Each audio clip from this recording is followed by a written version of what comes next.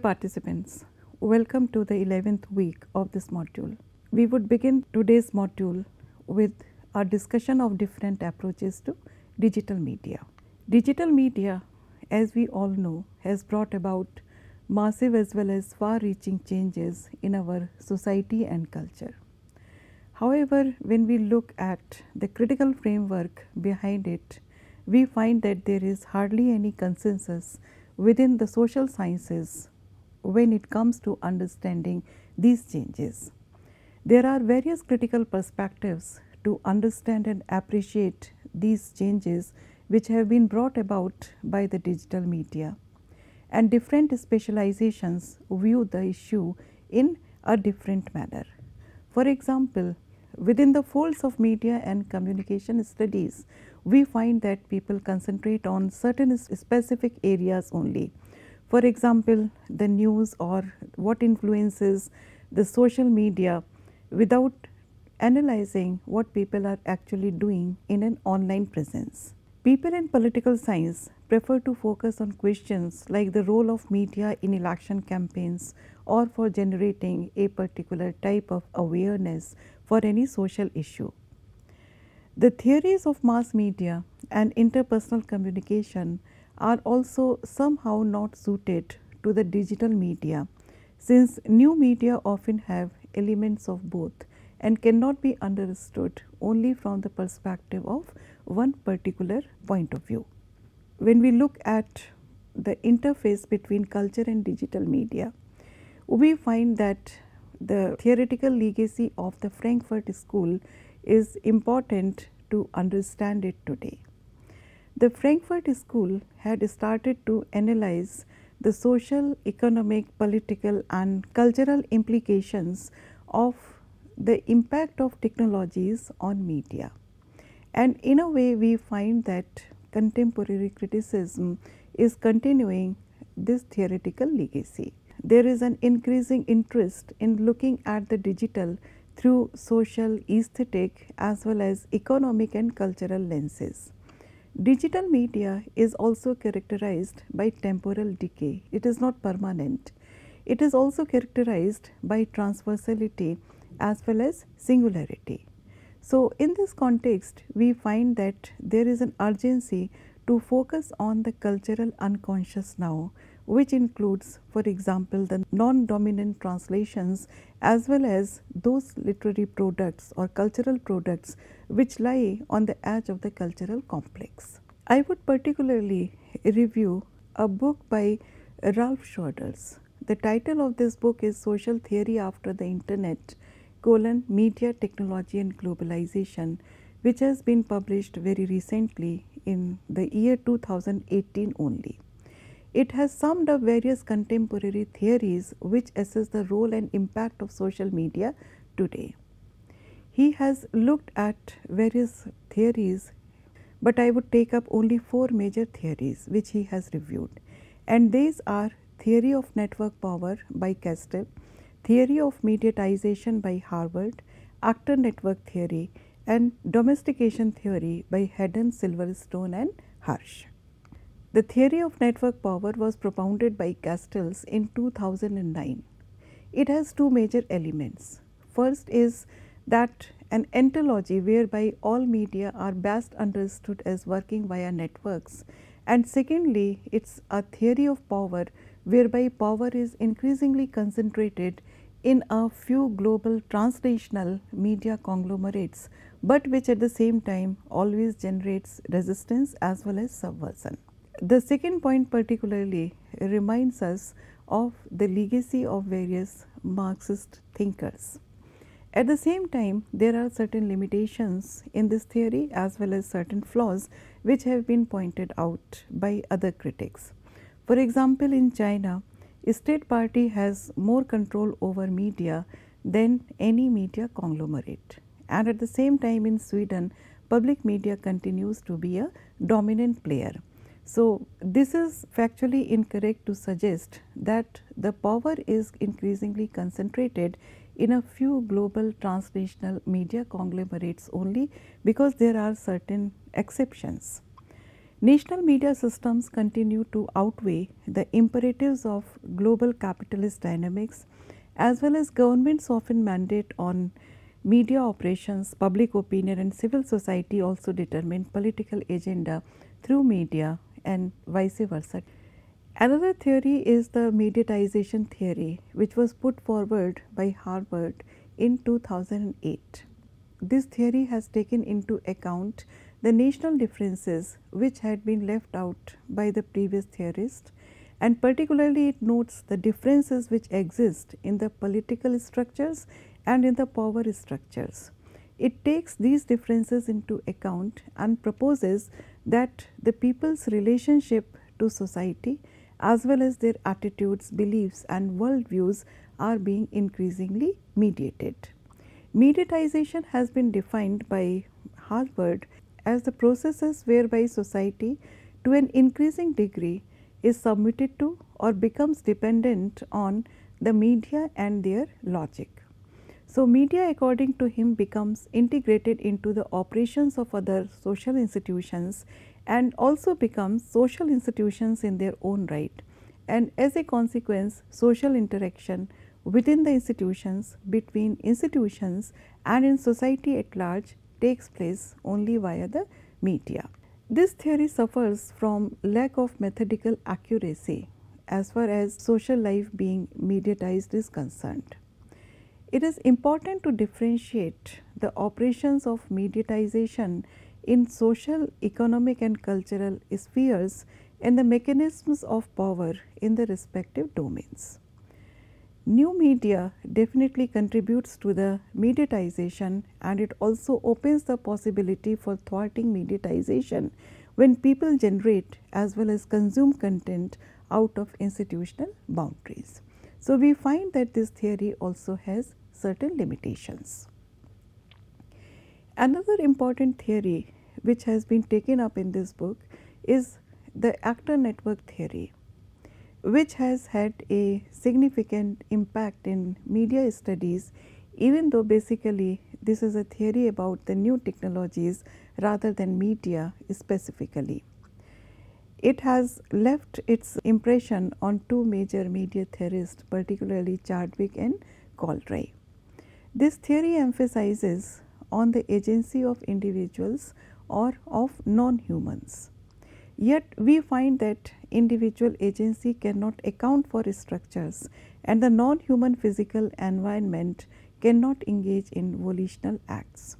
So, it is dominated by the idea that science and technology are shaped by the specific local social context, and thus it becomes impossible within the dimensions of this theory to generalize about the role of media or technology beyond individuated context of constructedness or shaping.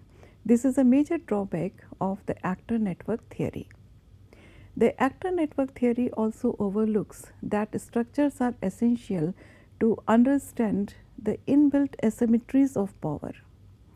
Formulation of general structures is fundamental in understanding irregularities in power structures. In its study of the internet, this theory relies on the agency of non-humans too, which is a type of a backdoor admission of technological determinism, though overtly this theory has rejected any closeness or any approximity with the technological determinism. Simplification about the role of technology and media also suppresses the theoretical capability of predicting in terms of broad generalizations, because one cannot make universal generalizations, yet a theory must generate general patterns if it aims to guide research. So, this particular theory also has certain limitations and drawbacks.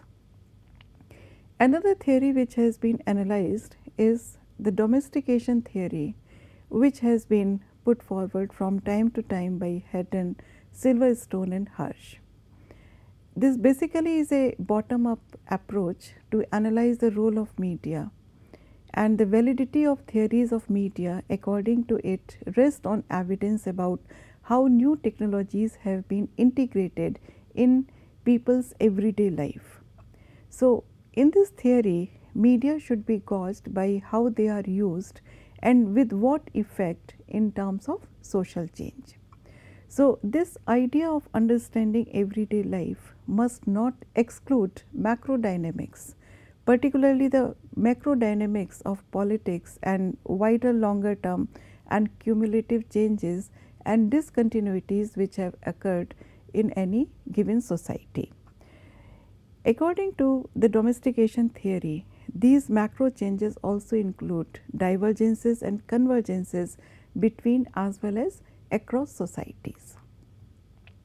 After having evaluated these four major theories as well as some other theories, Schroeder has suggested that it is significant to take into account national differences because they matter for the implications of digital media just as they did for traditional media. So, in his opinion, while new digital media adds to and complements the traditional media, old and new media must be encompassed within a single framework, and this single framework should enable an understanding of how, for example, the political agenda is shaped across both. The third point which he has made is about the limited attention space as well as the limits on individuals' connectedness to each other and to information. And according to Schroeder, it operates differently in relation to political communication, popular culture and online markets. So, according to him, it is a folly to oversimplify it also, and these three different areas have to be looked at independently. Asymmetries of power or control can be unearthed by making comparisons, in his opinion, both on the levels of everyday life and how they fit into macro changes, as well as by contrasting what has changed between traditional and the new digital media forms. In order to pursue his ideas further, he has analyzed the case of four countries, namely Sweden, America, India and China, in order to ground the argument in specific evidence. However, the argument should be applicable beyond these four countries to be considered as a valid argument. Some of the major trends which he has been able to sum up in his book can be listed here. The internet alone is not responsible for a wholesale change in society, as Castells and other theorists have claimed.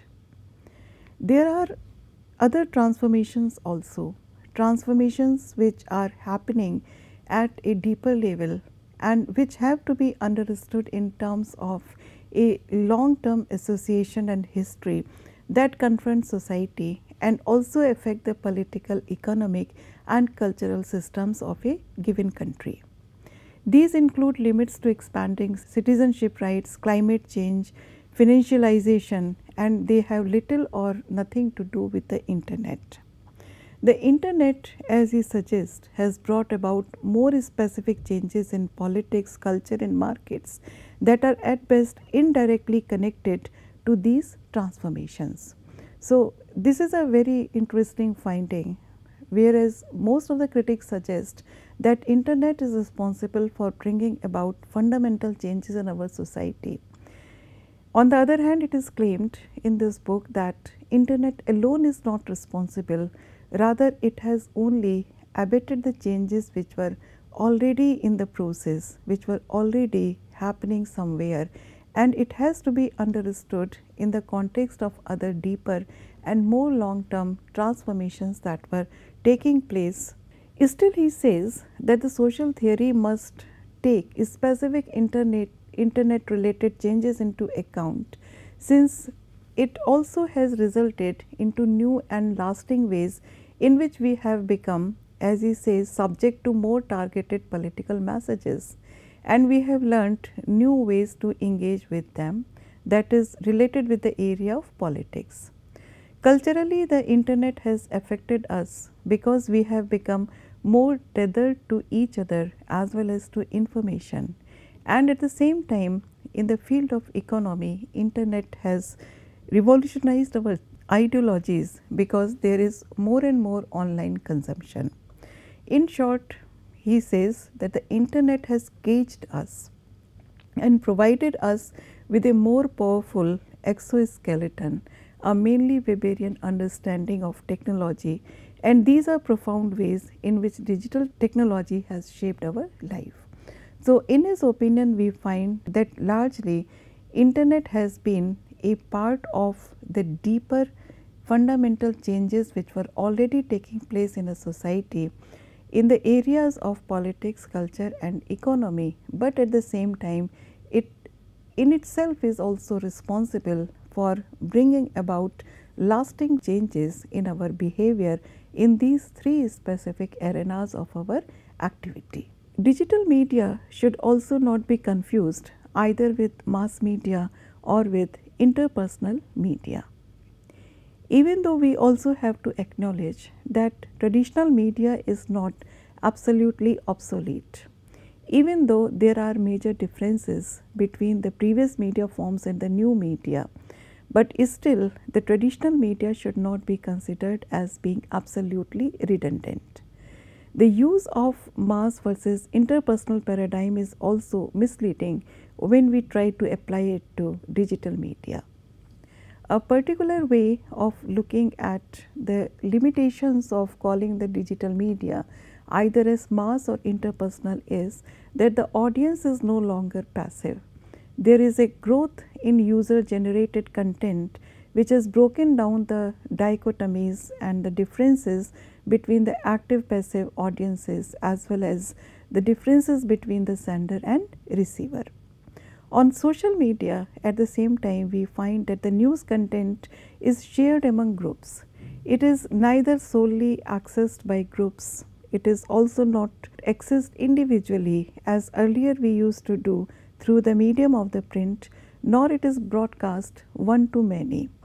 Rather, we find that we are seeking news and information online, and the way we look at the news or information, we seek it, is subject to new gatekeeping tools like search engines.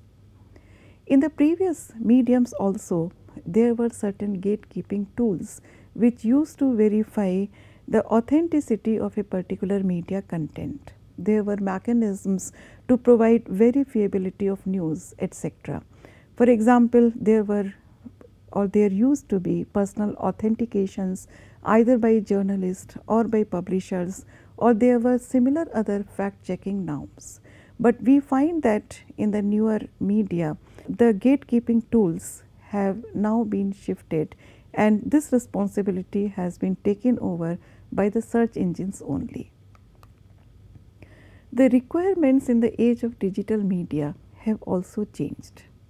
The theories of the internet and social change, which transcend mass and interpersonal paradigm and manage disciplinary divide, also study the new media in the light of the fact that old media forms still continue to dominate certain aspects of our activity. For example, there is a supplanting of old media by digital media for news, even if they complement each other among youth and also in countries like Sweden and America. It is also pertinent to contextualize the study of new and old media in a historical perspective. It is also perhaps feasible to look at the word hybrid media so that we can tackle the simultaneity of old and new media forms. So, we can say that these forms are coexisting. So, hybridity as a theory is also being accepted more and more by various media theorists. It is a theory of digital media required to understand the relationship between the old and the new media forms, the differences in how they operate, and also the balance which should be there between the two and the balance they are trying to strike. Similarly, we find that the latest developments in media have also influenced the research patterns in related subfields. In political communication, we find that the research is being taken on theoretical concepts like public sphere as being redefined under the impact of new technologies. There is also an emphasis on empirical media or communications research, that is below the level of three dominant media theories: agenda setting, gatekeeping, framing, uses and gratifications, and rational choice or collective action, etc., are being taken up. So, these researches assume that it is not necessary to have a macro theory of social change always, and that research inherently aims to counter disproportionate control or bias, and they also implicitly assume a pluralist view of ideologies. These new types of researches emphasize individual media. It is difficult to grasp agenda setting across old and new media, and we find that typically one can focus on national media and specific periods and domains also.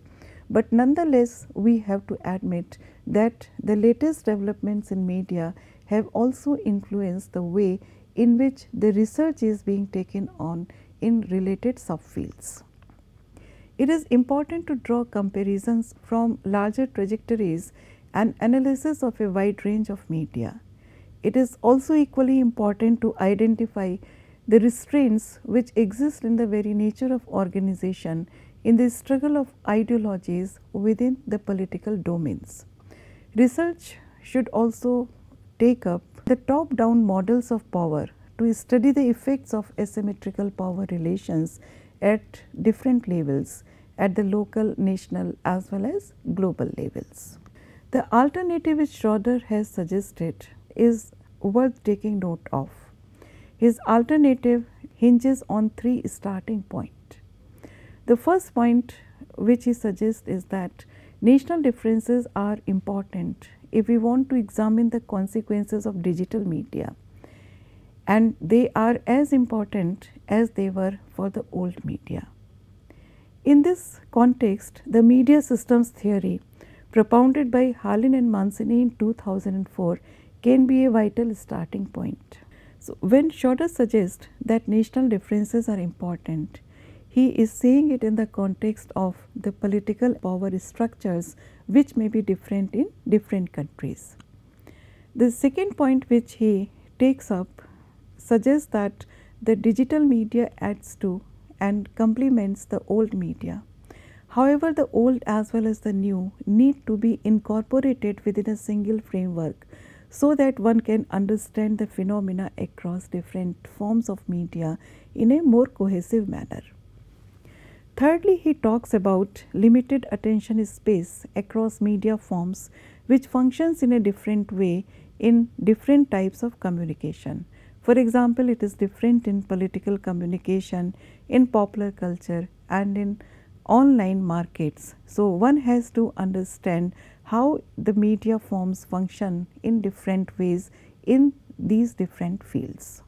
The evidence about technological integration in everyday life also determines the validity of different digital media theories.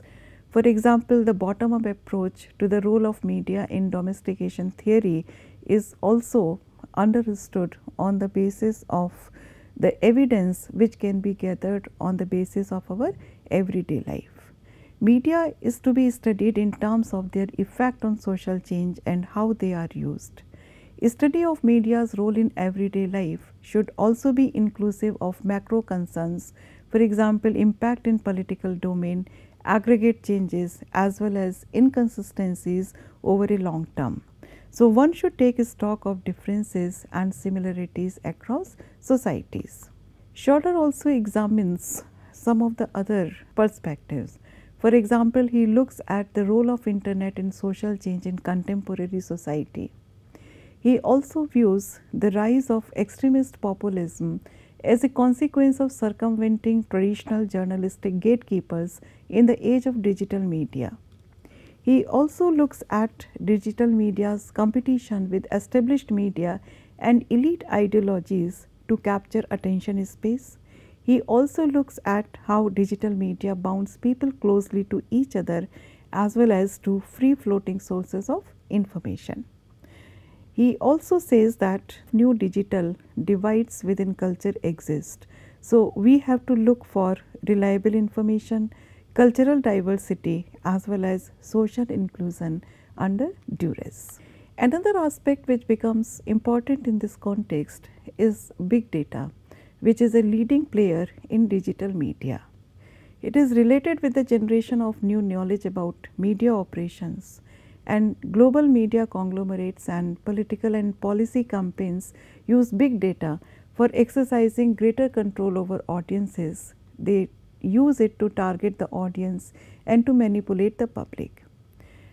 The implications of big data analytics in economics can also be felt, particularly it is being used to target consumers. At the same time, we find that the interconnections which exist in politics, in culture and in everyday life within media landscape follow their own logic, and he attributes it to the internet because it is with the help of the internet that technology has penetrated individual as well as social life in a much deeper manner.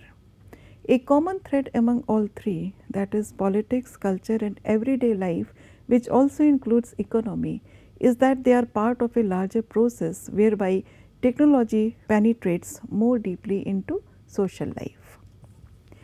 In this particular chart, we find that mediatization in politics, culture and economy can be understood. This has been taken from Schroeder's work.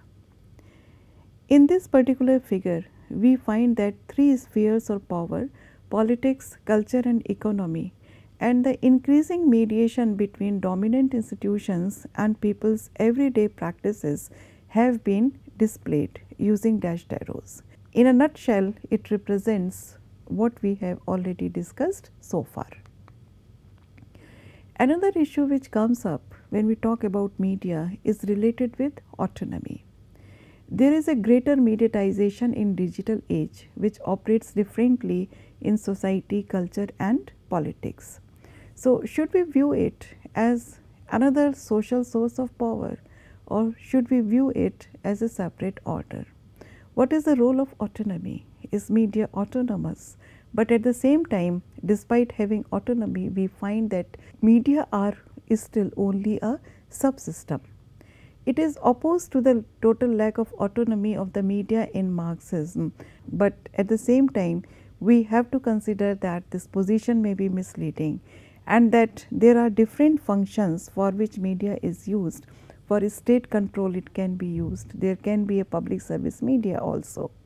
So, we also have to look for certain ethos of impartiality, as well as we also have to take care of the watchdog function of media. Media are autonomous, and Haaland and Mancini in 2004 have put across a very interesting idea. They say that they are autonomous because they are institutions of journalistic profession, and there are certain norms of neutrality, objectivity and impartiality which are normally followed. They also suggest that there is a vertical autonomy in politics, and it functions from political elites to people below. On the other hand, in economy and culture, according to Haaland and Mancini, there is a horizontal autonomy. So, they talk about regulations about media ownership, media independence and regulations about media functions to illustrate this point of view. They also suggest that different types of autonomy of media systems exist in different regions of the world. At the same time, they put forward this idea that the market forces have weakened the autonomy of media.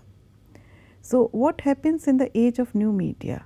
So, it can be a proliferation of news and information, and at the same time it can be a distortion of information and news, because it is difficult to regulate the content, it is difficult to establish watchdogs as they used to exist in the earlier media.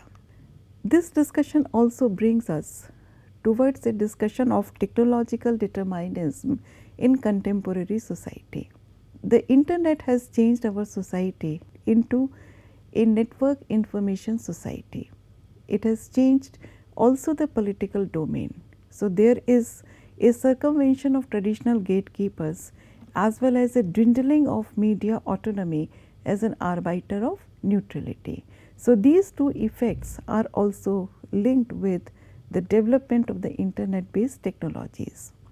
Transnational effects of new media technology are also there. They bound people closely, and the national boundaries have also become porous as far as the communication of messages and infiltration of news and information is concerned. In culture also we find that there are large macro social implications of the latest media technologies. There is a need for information to be open, to be varied, to be trustworthy, as well as to connect with those who are marginalized and isolated. So, when we talk about digital media, we have to look at the management of high choice environment, targeted marketing, which ties consumers more closely via media to online marketing. So, these are certain issues which, according to certain philosophers and media theorists, encourage a particular type of technological determinism in our contemporary society, which cannot be challenged anymore, because technology as well as media have seeped into our everyday behaviors. Global changes have been attributed to new media technology. These changes are modulated in different societies, different socio-economic orders and power mechanisms. But irrespective of the differences, we find that the new media technology has brought about irreversible changes in our behavior. The debate about technological determinism versus social shaping also seems rather deceptive. So, shouldn't we call technological shaping versus social determinism? And at the same time, we find that the word determinism is not a favorable word because it designates an inevitability of forces. And at the same time, we find that social factors shape and define actors within structures. So, overall, we have to see how the new media technologies have shaped society. And when we say that it has shaped society, automatically it includes various social orders of different hierarchies as well as those structures where power is vested. Now, technologies have moved out of the labs. They have penetrated the everyday world and they have been turned into consumer tools. Based on Weber's idea of rationalization, we find that there is a transformation of technoscience into social change, disenchanting the world and creating what has been termed as an iron cage. Gellner suggests that in a consumer society, we do not have an iron cage as such. He suggests that in a consumer society, we have a rubber cage of user-friendly technologies. Digital media, unlike traditional media, targets and engages us more powerfully, and therefore it is very difficult to shun it. Technosciences have enabled a more effective control or mastery of the social in comparison to previous media forms. The political parties and leaders, the civil society organizations and public have now a new power outside of institutional and established media. The big data analytics also has certain pros and cons, as we have discussed earlier.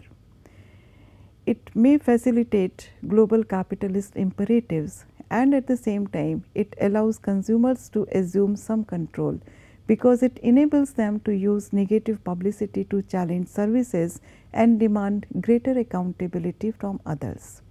It also enhances a greater mediation between groups, even though the threat of surveillance is there. But let us say ultimately it is the metaphor of cage or exoskeleton which remains to be a very powerful metaphor in this age. It has changed our culture, it has changed the way we communicate, interact and live our lives, and these changes are here to stay. Thank you.